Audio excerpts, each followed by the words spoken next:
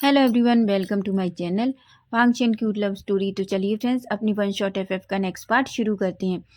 तो हमने देखा था कि विंग जो दोनों बच्चों को लेता है और पैकिंग के लिए उन्हें ऊपर ले जाता है, क्योंकि उन्हें कल चाइना निकलना था। वहीं मैडम यू थोड़ा परेशान होती हैं, पर जांग फेमियन मैडम यू को समझाते हैं और कहते हैं कि उन्हें चिंता नहीं करनी चाहिए, क्योंकि चेंग उनके साथ है और वैसे भी विंग अपने बच्चों के लिए कुछ भी कर सकता है।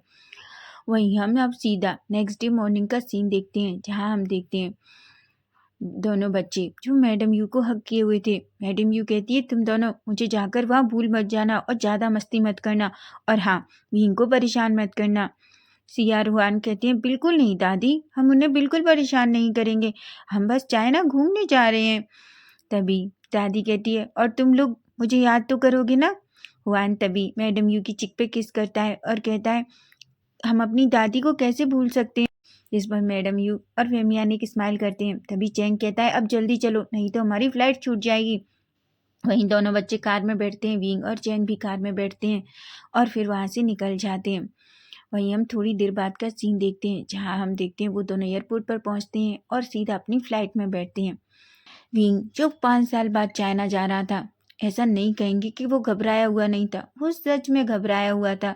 उसे बहुत अजीब लग रहा था, लेकिन वो खुद को थोड़ा रिलैक्स करने की कोशिश करता है। दोनों बच्चे जो फ्लाइट में पहले ही सो चुके थे।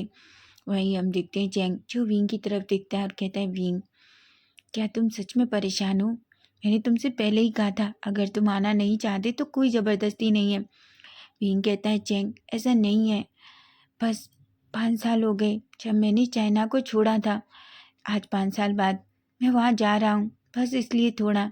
तुम जानते हो ना, चाइना में मेरे साथ कितना कुछ हुआ, बहुत सारी यादें हैं, अच्छी बुरी, लेकिन मैं उन यादों के सहारे तो नहीं जी सकता, मुझे आगे बढ़ना होगा। और वैसे भी मैं उस लैनवांग जी से नहीं डरता, अगर वो मेरे सामने भी आएगा तो मुझे अब कोई फ़र्क नहीं पड़ता। तुम अच्छे से जानते हो, मैं अपनी लाइफ में बहुत आगे बढ़ चुका हूँ, मैं अपने बच्चों के साथ बहुत खुश हूँ।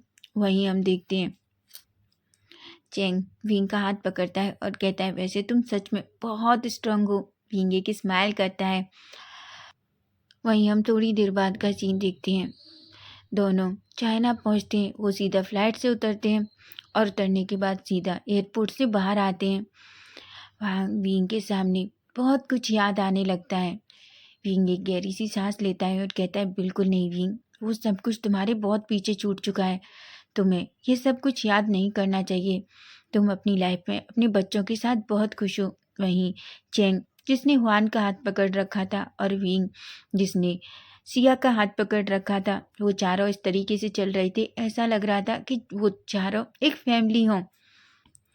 वहीं हम देखते हैं वो कार में बैठते हैं। कार में बैठते ही हुआन और सिया तो बहुत खुश थे। हुआन जो रोड के चारों तरफ देखने लगता है, वो विंडो से सारी तरफ देख रहा था और कहता है, डैड, सच में चाइना तो बहुत ब्यूटीफुल है, जैसा मेरे फ्रेंड्स कहते थे। विंग एक स्माइल करता है और कहता है, ऑफ कोर्स वो बहुत ब्यूटीफुल है। तभी हम देखते हैं सिया कहती है, डैड, क्या आप पहले चाइना आ चुके हैं? सिया का जवाब सवाल सुनकर विंग तो पूरी तरीके से चुप हो जाता है। तभी विंग एक स्माइल करता है और कहता है, हाँ, मैं बहुत टाइम पहले यहाँ आया था। वो आने की स्माइल करता है और कहता है, तो डैड, आप तो चाइना के बारे में बहुत कुछ जानते होंगे। विंग कहता है, हाँ, मैं थोड़ा बहुत जानता हूँ। तभी चेंग जो विंग की तरफ देखता है, विंग एक गहरी सी सांस लेता है और वो चेंग की तरफ देखकर कहता है, मैं नहीं चाहता कि बच्चे मुझसे बार बार बहुत कुछ पूछें। और वो मुझसे, तुम तो अच्छे से जानते हो कि हुआन और सिया कितने सवाल करते हैं, उनके सवालों के जवाब देना इतना आसान नहीं है। जिस पर चेंग एक स्माइल करता है। वहीं हम देखते हैं अचानक कार सिग्नल के सामने रुक जाती है। वहीं वान जो बहुत खुश था और वो इधर उधर देख रहा था, वहीं हम देखते हैं वांग जी की कार भी उसी सिग्नल पर थी। तभी वांग जी की नज़र अचानक वान पर पड़ती है, जो बिल्कुल कार में विंडो के सहारे बैठा हुआ था।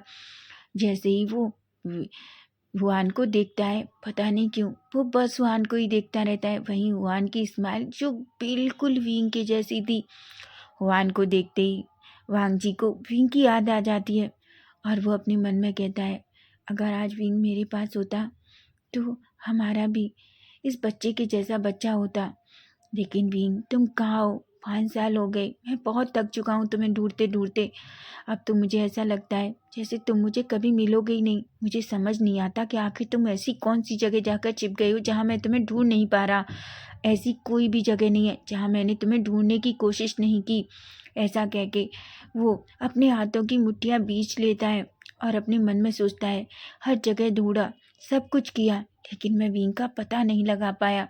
मुझे समझ नहीं आता कि वो कहाँ है। ऐसा कहता है, तभी हम देखते हैं अचानक से सिग्नल खुलता है और सभी कार फिर से चली जाती हैं।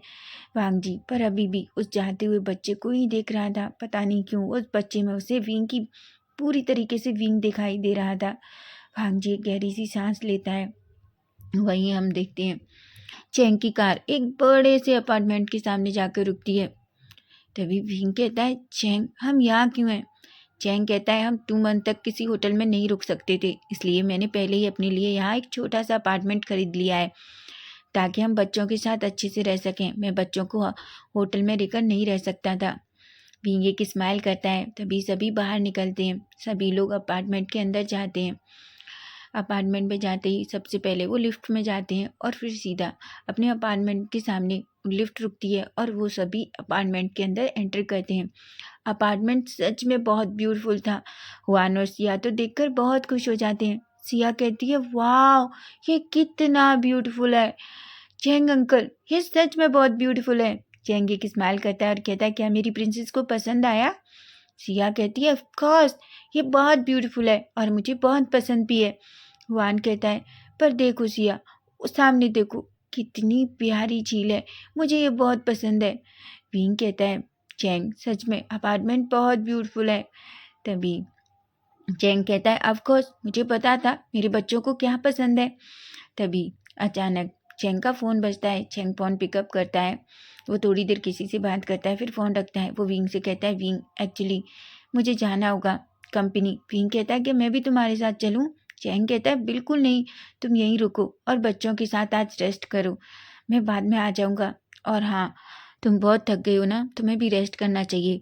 विंग एक स्माइल करता है। चैंग अपार्टमेंट से बाहर जाता है और सीधा वहाँ से अपनी कार में बैठता है और अपनी कंपनी के लिए निकल जाता है जिस काम के लिए वो आए थे। वहीं हम देखते हैं विंग जो बच्चों के साथ पूरे अपार्टमेंट को देखता है। उसके बाद वो लोग अच्छे से फ्रेशन अप होते हैं। फिर वो थोड़ी देर लिविंग एरिया में टीवी देखते हैं। तभी विंग किचन में जाता है, लेकिन उसे किचन में कुछ भी नहीं मिलता। विंग एक गहरी सी सांस लेता है और कहता है, मैं कैसे भूल गया, हम आज ही तो शिफ्ट हुए हैं, यहाँ कुछ कैसे हो सकता है। तभी विंग सिया रूहान के पास आता है और कहता है, सिया रूहान सुनो, मैं थोड़ी देर के लिए बाहर जा रहा हूँ क्योंकि मुझे ग्रोसरी का सामान लाना होगा, खाने के लिए कुछ भी नहीं है। पर तुम दोनों अच्छे से सुनो, तुम दोनों अपार्टमेंट से बाहर नहीं जाओगे और बिल्कुल भी डोर ओपन नहीं करोगे। रूहान और सिया कहते हैं, ठीक है डैड, आप हमें इतना क्यों समझा रहे हैं, आपको पता है हमें ये सब पता है। एक्चुअली बच्चे बहुत ज़्यादा इंटेलिजेंट हैं। तभी विंग कहता है, मुझे पता है प्रिंसेस और प्रिंस, पर मैं फिर भी चाहती हूँ कि तुम दोनों बाहर ना निकलो, समझे तुम? तभी सिया कहती है, ठीक है डैड, लेकिन जल्दी आना, हमें बहुत भूख लगी है। विंग दोनों बच्चों की फोrehead पे किस करता है और कहता है, ऑफ कोर्स बेबी, मैं जल्दी आ जाऊँगा। ऐसा कहता है वो अपार्टमेंट से बाहर जाता है और जल्दी से पहले डोर को नॉक कर देता है। वहीं हम देखते हैं विंग सीधा वहाँ से निकलता है। वो एक कैब बुक करता है।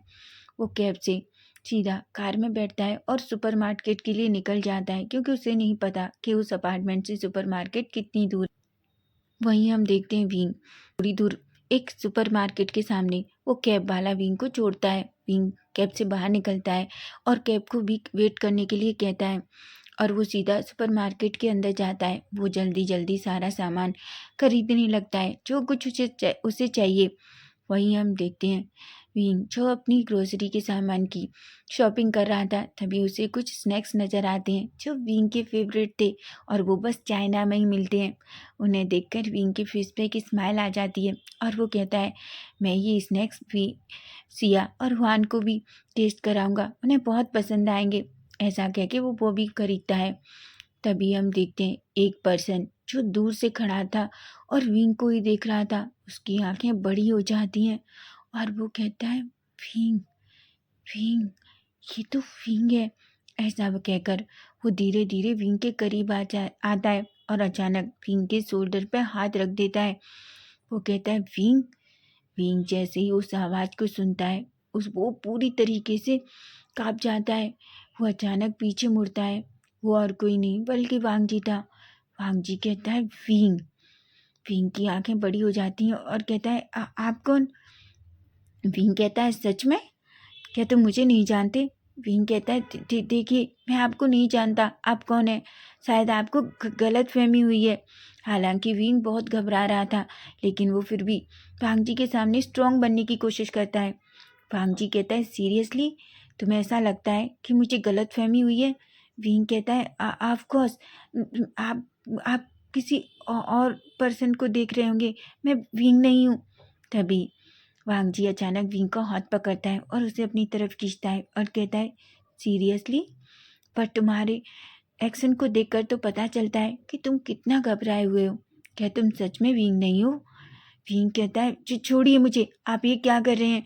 छोड़िए, मेरे साथ ऐसा मत करिए वरना मैं आपके मुंह पे एक पंच लगा दूंगा। वांग जी कहता है सीरियसली, पर मुझे एक बात बताओ विंग, तुम कहाँ थे? मैंने तुम्हें कितना ढूंढा। विंग एक गहरी सी सांस लेता है और वो जल्दी से वांग जी को खुद से पुश कर देता है और कहता है देखिए मिस्टर लेन, मेरा आपका कोई रिश्ता नहीं है और आपने मुझे क्यों ढूंढा मुझे नहीं पता, लेकिन 5 साल पहले ही हम दोनों का रिश्ता पूरी तरीके से ख़त्म हो चुका है। अब आपको मुझसे क्या चाहिए? वांग जी शॉक हो जाता है, लेकिन फिर वो एक स्माइल करता है और कहता है विंग, मुझे एक बात बताओ, तुम कहाँ थे? आखिर तुम कहाँ गए थे? इन 5 सालों में मैंने तुम्हें इतनी ढूंढने की कोशिश की, पर मैं तुम्हें ढूंढ नहीं पाया। विंग कहता है क्यों? क्या आपका मुझे डिस्गस्टिंग फील कराना थोड़ा कम रह गया था? वांग जी अपने हाथों की मुट्ठियां बीचता है और कहता है विंग। विंग वांग जी की तरफ देखता है और कहता है मिस्टर लेन, देखिए मैं आपको पहले ही बता दूं, हम पहले ही डिवोर्स ले चुके हैं। वांग जी तभी विंग को शोल्डर से पकड़ता है और वहीं उस सुपरमार्केट की दीवार की सारी उसे पिंच करता है और कहता है सीरियसली, तुम्हें क्या लगता है, क्या हम सच में डिवोर्स ले चुके हैं? विंग की आंखें बड़ी हो जाती हैं। तभी वांग जी विंग के ईयर के करीब आता है और कहता है बिल्कुल नहीं, तुमसे किसने कहा कि मैंने तुम्हें डिवोर्स दे दिया? विंग, मैंने डिवोर्स पेपर साइन नहीं किए। विंग तभी वांग जी की तरफ देखता है और कहते हैं वो आपकी प्रॉब्लम है, वो मेरी नहीं। आप मुझसे छुटकारा चाहते थे ना, मैंने आपको वो दे दिया। अब आपकी प्रॉब्लम है कि आपने आज तक मुझे डिवोर्स क्यों नहीं दिया है। वांग जी कहता है विंग, आखिर तुम मुझे छोड़कर क्यों गए थे, बस मुझे इतना बताओ। वहीं वांग जी की तरफ देखता है और कहता है सीरियसली, वैसे मिस्टर लेन एक बात बताइए, मेरे और आपके बीच क्या रिश्ता था? कोई रिश्ता नहीं था, हमारी शादी जबरदस्ती हुई थी। आपको ये बात पता है ना? हाँ ऑफ कोर्स पता होगी, क्योंकि आप तो वो शादी करना ही नहीं चाहते थे। सिर्फ आपकी माँ की वजह से आपने मुझसे शादी की। उसके बाद आपने कभी देखा मुझे क्या चाहिए, मुझे क्या पसंद है? आपने कभी भी मुझे अपने साथ पार्टी में लेकर नहीं गए। कभी भी मुझसे ये नहीं पूछा कि मैं ठीक हूँ, मुझे किसी चीज़ की ज़रूरत तो नहीं। आपने मुझे कैसे ट्रीट किया, जैसे मैं उस घर में कोई मेड हूँ, है ना मिस्टर लैन? वांग जी शॉक्ड हो जाता है। वो कहता है विंग। वांग जी की बात सुनकर विंग कहता है मेरा नाम मत लीजिए, अब पर अगर सच सुनने की हिम्मत है तो सुनिए। आपको मैंने उस दिन कितनी बार कॉल किया था, आपको याद है? मैं उस दिन हॉस्पिटल में था, मुझे आपकी ज़रूरत थी। आपको पता है मैं स्टेप से गिर गया था, मुझे बहुत सारी चोटें आई थी।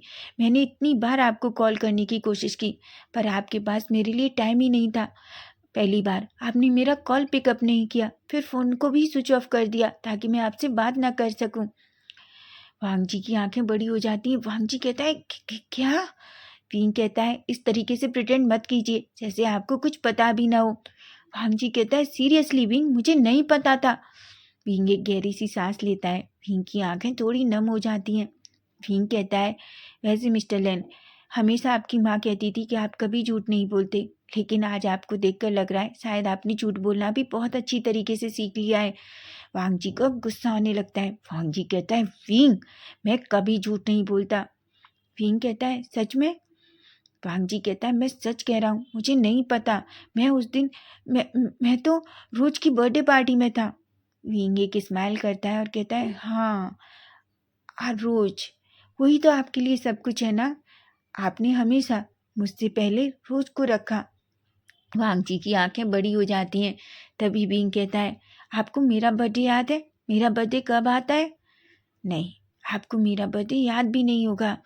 वांग जी जो कुछ कहने वाला था कि तभी विंग कहता है, आपको कुछ भी कहने की ज़रूरत नहीं है। मैं अच्छे से जानता हूँ, ना तो आपको कभी मेरा बर्थडे याद है, आपको तो ये तक याद नहीं था हमारी शादी की सालगिरह पर मैं आपका अपने हाथों से खाना बनाकर कितना वेट करता रहा था, लेकिन आप नहीं आए। पता है क्यों?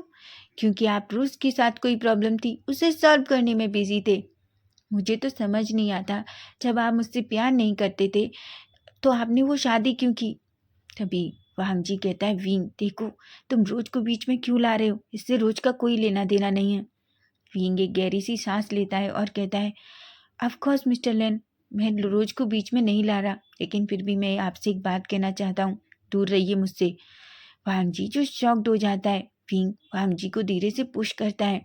तभी हम देखते हैं अचानक एक लड़की जो अंदर आती है और वो वांग जी के पास जाती है। वांग जी जो किसी से बातें कर रहा था लेकिन उसे नहीं दिखता। तभी वो जाकर अचानक वांग जी का हाथ पकड़ लेती है।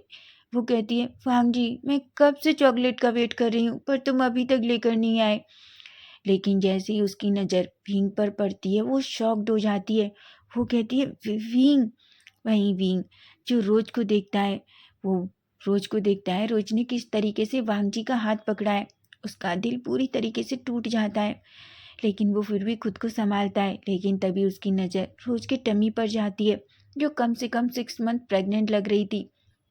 तभी विंग रोज को देखता है। रोज कहती है, विंग।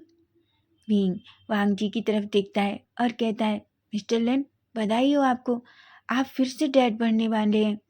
वांग जी कहता है, विंग। तभी विंग कहता है, क्या मैंने गलत कहा? मिस रोज, नहीं, मिसेस लेन, मैंने गलत कहा। रोज की आंखें बड़ी हो जाती हैं। रोज को स्वेट आ रहा था। रोज को बहुत घबराहट हो रही थी कि अगर विंग ने अपना मुंह खोल दिया तो वांग जी उसे छोड़ेगा नहीं। तभी वांग जी कहता है, विंग कुछ भी ऐसा मत कहो कि तुम्हें रिग्रेट हो। विंग एक स्माइल करता है और कहता है, मिस्टर लेन, मुझे बस एक ही बात का रिग्रेट है कि मैंने आपसे प्यार क्यों किया, और उससे भी ज़्यादा पता है किस बात का, कि मैंने आपसे शादी क्यों की। वांग जी की आंखें बड़ी हो जाती हैं। तभी वो वांग जी से कहता है, वैसे भी आप दोनों साथ में बहुत अच्छे लगते हैं। मैंने ही गलती की थी आपसे शादी करने की, लेकिन मैंने उस गलती को 5 साल पहले ही सुधार लिया। लेकिन फिर भी मैं आप दोनों की खुशी की कामना करता हूँ। मैं भगवान से प्रे करता हूँ कि आप दोनों बहुत खुश रहें और अपने बच्चों के साथ। ऐसा कहकर वो जाने लगता है। वांग जी को बहुत गुस्सा आता है कि विंग ने आखिर उससे ऐसा क्यों कहा। तभी वो विंग के पीछे जाने ही वाला था कि तभी अचानक रोज अपने टमी पे हाथ रखती है और कहती है, वांग जी, वांग जी मुझे टमी में पेन हो रहा है। वांग जी जो विंग की तरफ देखता है, लेकिन तभी वो रोज को देखता है। रोज जो बिल्कुल गिरने ही वाली थी कि तभी वो रोज को ब्राइडल स्टाइल में कैरी कर लेता है।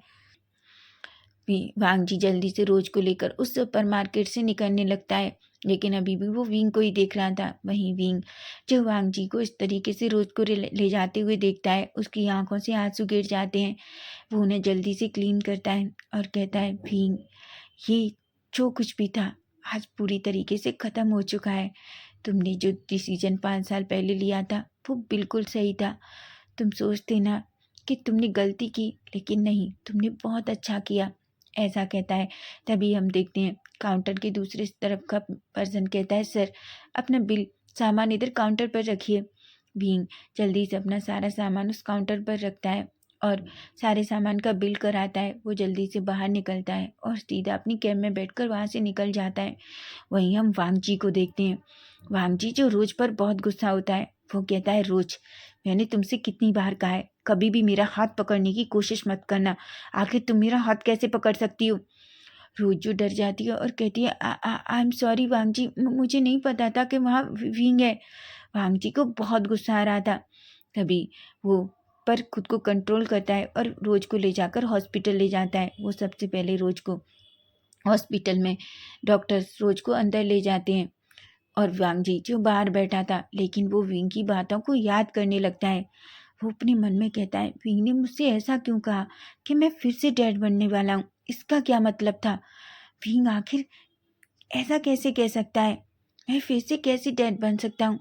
मैं तो किसी का डैड नहीं हूँ। रोज का बच्चा मेरा बच्चा नहीं है, लेकिन विंग को गलतफहमी हो गई है और मुझे कुछ भी करके विंग की सारी मिसअंडरस्टैंडिंग क्लियर करनी होगी। नहीं, पता नहीं, उसका वो छोटा सा दिमाग ऐसे तो चलता भी नहीं है, और जब चलता है तो सिर्फ पता नहीं कहाँ कहाँ चलता है, ऐसा सोचता है। वहीं हम देखते हैं डॉक्टर जो थोड़ी देर बाद बाहर आते हैं। तभी वो वांग जी से कहते हैं, सर। वांग जी कहता है, रोज रोज कैसी है? तभी एक नर्स कहती है, सर वैसे तो वो ठीक है, पर उनका अच्छे से ख्याल रखना होगा, क्योंकि उनका बच्चा बहुत वीक है और उन्हें स्ट्रेस नहीं लेने देना होगा। वांग जी कहता है। तभी वांग जी जो रोज के पास जाता है, वो रोज से की तरफ देखता है और कहता है, रोज, क्या तुमने उस इंसान का पता लगाने की कोशिश नहीं की जिसने तुम्हें प्रेग्नेंट किया है? रोज कहती है, वो वांग जी। वांग जी कहता है, रोज तुम मुझे सच क्यों नहीं बता रही? आखिर वो पर्सन कौन है, ताकि मैं उसके बारे में पता लगा सकूं, ताकि उसे अपनी रिस्पॉन्सिबिलिटी का एहसास हो। और हाँ रोज, मैं तुम्हें बता दूं, विंग वापस आ गया है, तो मैं विंग को वापस लाने की कोशिश करूंगा, इसलिए प्लीज़ कोई भी प्रॉब्लम क्रिएट मत करना। विंग को पहले ही ऐसा लग रहा है कि जैसे भी तुम्हारे अंदर जो बच्चा है वो मेरा है।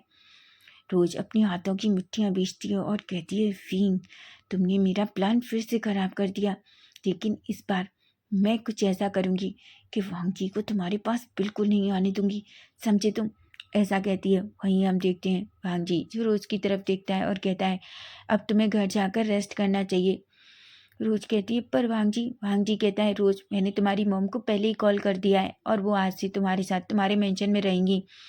रोज तो पूरी तरीके से डर जाती है। रोज कहती है, पर तुम जानते हो ना मॉम मुझे। वांग जी कहता है, देखो रोज, मैंने तुम्हारी मॉम को पहले ही सारी सिचुएशन समझा दी हैं, वो सब चीज़ें समझ चुकी हैं, इसलिए वो तुमसे कुछ भी नहीं कहेंगी। और हाँ, मेरा ड्राइवर तुम्हारा वेट कर रहा है, तो तुम उसके साथ अपने मेंशन वापस जाओ, ऐसा कहता है। रोज कहता है, पर वांग जी कहता है, रोज, मैं अब आराम करना चाहता हूँ और मैं बस इस टाइम विंग के बारे में सोचना चाहता हूँ। मैं विंग के अंदर से ये सारी मिसअंडरस्टैंडिंग क्लियर करना चाहता हूँ, इसलिए प्लीज़ तुम जाओ और रेस्ट करो, ऐसा कहता है। रोज कुछ भी नहीं कहती, हालांकि वो अंदर इतनी जलस थी और गुस्से में पागल हो रही थी, लेकिन फिर भी वो खुद को कंट्रोल करती है। वहीं हम देखते हैं वांग जी जो वहाँ से निकलता है और सीधा अपने लिए दूसरी कार बुलाता है और वहीं रोज को उस अपनी कार में बिठा के वहाँ से भेज देता है। वहीं थोड़ी देर में ही वांग जी की कार आती है। कार और कोई नहीं बल्कि ली लेकर आता है। ली कहता है, क्या हुआ वांग जी, तुम्हें मुझे सडनली क्यों बुलाया? वांग जी कहता है, ली, तुम्हें पता है विंग चाइना वापस आ गया है। ली कहता है कि क्या? पर तुमने कहाँ देखा? भीम कहता है, आज मैंने उसे सुपरमार्केट में देखा, लेकिन सब कुछ गलत हो गया। ली कहता है, और वो क्या हुआ? तभी वांग जी कहता है, तुम्हें पता है, अचानक रोज वहाँ आ गई और विंग को ये मिसअंडरस्टैंडिंग हो गई कि रोज और मैं रिश्ते में है और रोज के अंदर जो बेबी है वो मेरा है। ली कहता है कि क्या? देखो वांग जी, मैंने तुमसे कितनी बार कहा है तुम रोज से दूर रहो, मुझे रोज के इंटेंशन कुछ सही नहीं लगते।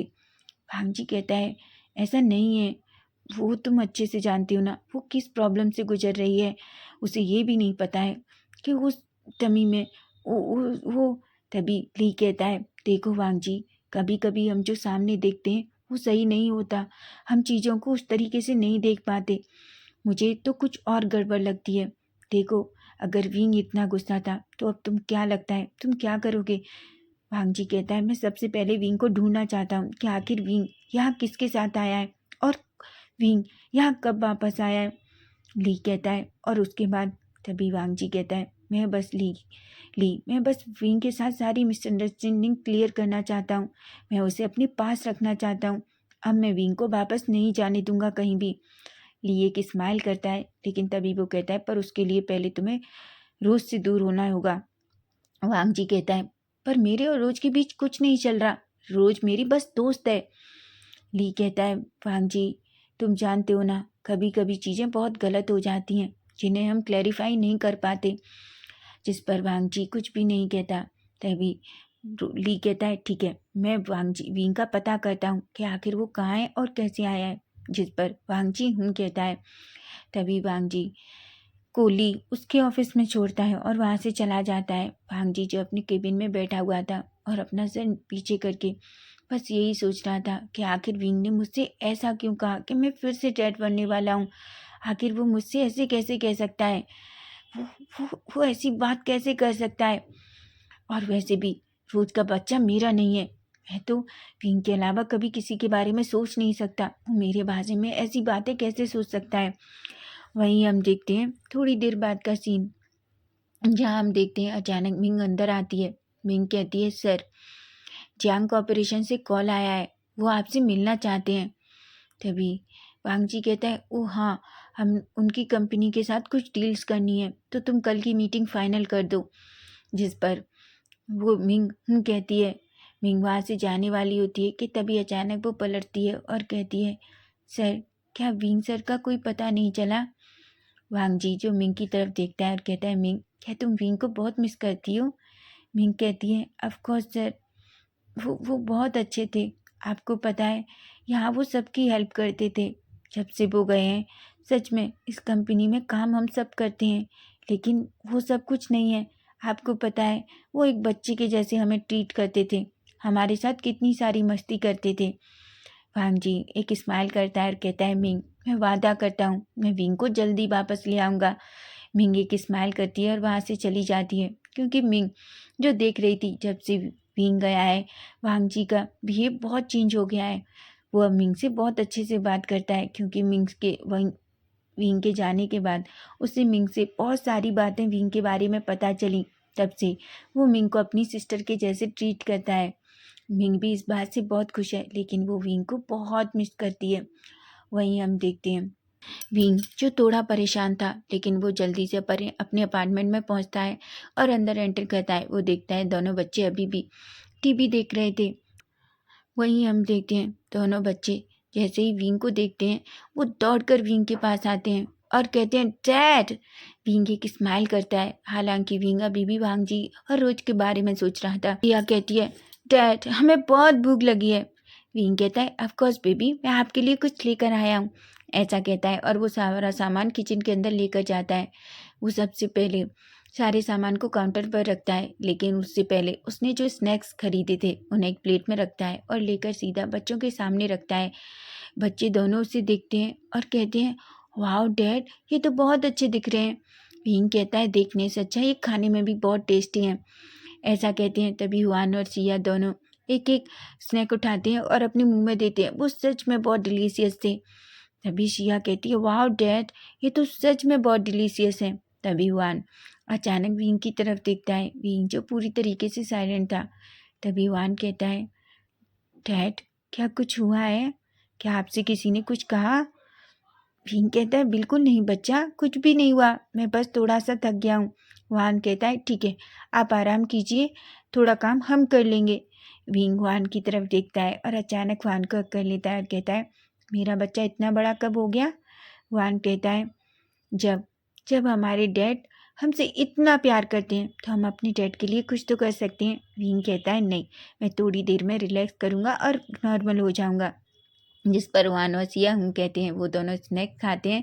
उसके बाद हुआन और सिया अपने बेडरूम में चले जाते हैं। वहीं हम चैंग को देखते हैं। चैंग जो वापस आता है, तभी चैंग कहता है, विंग विंग जो सोफे पर बैठा हुआ था वो अभी भी वांग जी और रोज के बारे में सोच रहा था। तभी चैंग कहता है, क्या हुआ विंग? वो विंग के पास आकर बैठ जाता है। विंग कहता है, चैंग, मैं आज लैन वांग जी से मिला। चैंग कहता है, क्या? तभी विंग कहता है, हाँ, उसने मुझे देखा। लेकिन चैंग, ऐसा कहकर विंग की आंखें नम हो जाती हैं। चैंग कहता है, क्या हुआ विंग? विंग कहता है, चैंग, वो अपनी लाइफ में सच में आगे बढ़ गया। तुम्हें पता है, उसने रोज से शादी कर ली और वो उसके बच्चे से प्रेग्नेंट भी है, फिर से। तभी चैंग कहता है, विंग विंग कहता है, पता नहीं क्यों मैं ये सब कुछ सोचना नहीं चाहता, लेकिन बार बार मैं वो सब सोचने पर मजबूर हो जाता हूँ। मैं नहीं चाहता कि मैं इस बारे में सोचूं, लेकिन मेरे बार बार वो दोनों मेरी आंखों के सामने आ जाते हैं। चैंग भींग का हाथ पकड़ता है और कहता है, भींग, जब हम किसी से बहुत प्यार करते हैं ना, तो उसे बुलाना इतना आसान नहीं होता। और फिर तुम्हारे पास तो उससे हुए तो अनमोल चीज़ें हैं, तुम उसे भूलना इतना आसान नहीं है। और वैसे भी मैं अच्छे से जानता हूँ तुम अब भी वांग जी से प्यार करते हो। विंग एक गहरी सी सांस लेता है और कहता है, पर मैं यहाँ जाने से पहले अपनी सारी फीलिंग्स को ख़त्म करके जाऊँगा चैंग। चैंग कहता है विंग ये इतना आसान नहीं होगा। विंग कहता है लेकिन मैं हर चीज़ को आसान बनाऊँगा चैंग, मैं तुमसे वादा करता हूँ। तभी चैंग विंग को हक करता है और कहता है तुम कोई भी डिसीजन लो, मैं हमेशा तुम्हारे साथ हूँ। विंग एक स्माइल करता है और कहता है मैं ये जानता हूँ तुम दुनिया के बेस्ट भाई हो। जिस पर चैंग स्माइल करता है। वहीं चैंग जो विंग की तरफ देखता है और कहता है विंग हमें कल जल्दी निकलना होगा। तभी विंग कहता है क्यों? तभी चैंग कहता है हाँ, हमने कई सारी कंपनियों के साथ डील करने का कोशिश की है, तो 2-3 कंपनियों के ओनर हमसे डील करने को रेडी हैं, तो कल हम उनसे मिलेंगे। विंग कहता है ठीक है, ये तो बहुत अच्छी बात है, अगर ऐसा रहा तो हम यहाँ अपनी कंपनी को बचा सकते हैं। चैंग कहता है बिल्कुल, ऐसा कहता है। तभी विंग कहता है ठीक है, मैंने डिनर रेडी कर दिया है, मैं शिया और वान को लेकर आती हूँ और तुम भी फ्रेशन अप हो जाओ, उसके बाद हम सभी बैठकर आराम से डिनर करेंगे। जिस पर चैंग कहता है। वहीं हम देखते हैं वांग जी को देखते हैं। वांग जी जो अपनी केबिन में अभी भी चुपचाप बैठा हुआ था, तभी अचानक ली एक फाइल लेकर आता है और उसे वांग जी के सामने रख देता है।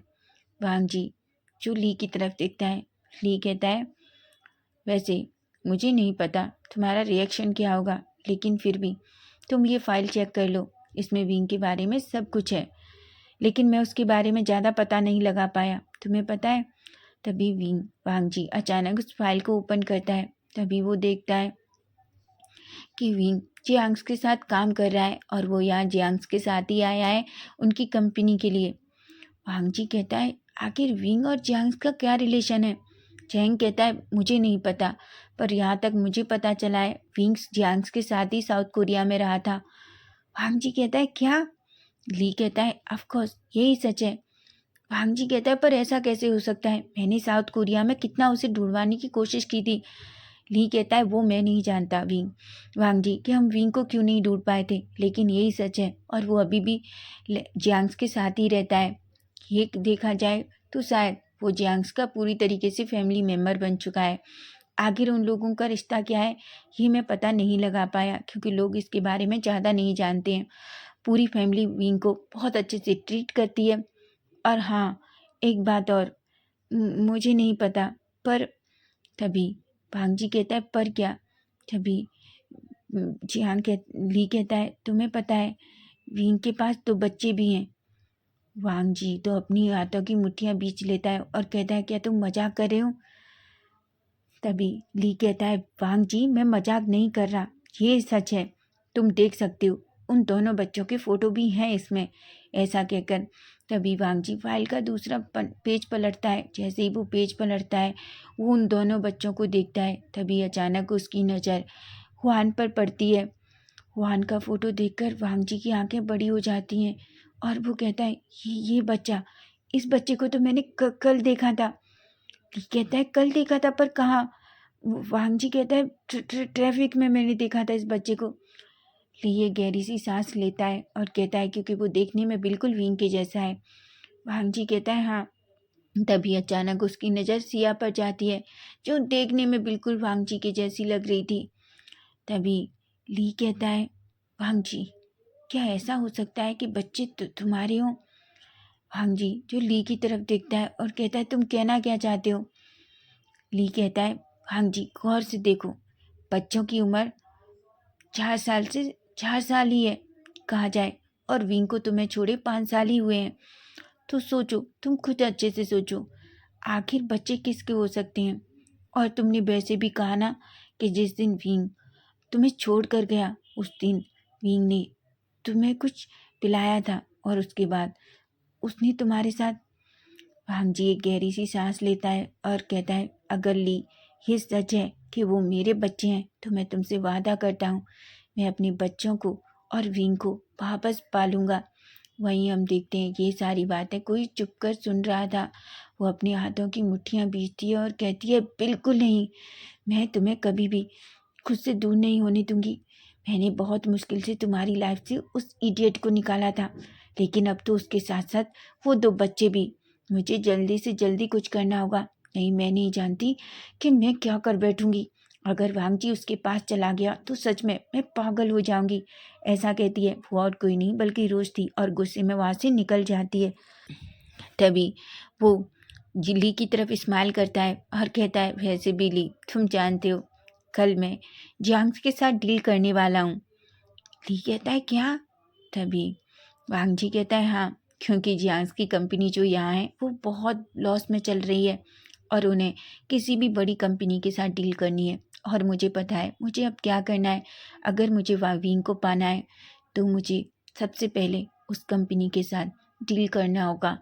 उन्हें बिल्कुल भरोसा दिलाना होगा।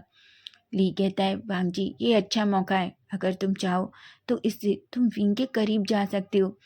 वांग जी एक स्माइल करता है और कहता है, विंग, अगर मेरे बच्चे तुम्हारे पास हैं तो मैं वादा करता हूँ मैं तुम्हें और बच्चों को फिर से जीत लूँगा और तुम्हें हमेशा के लिए अपने पास रखूँगा।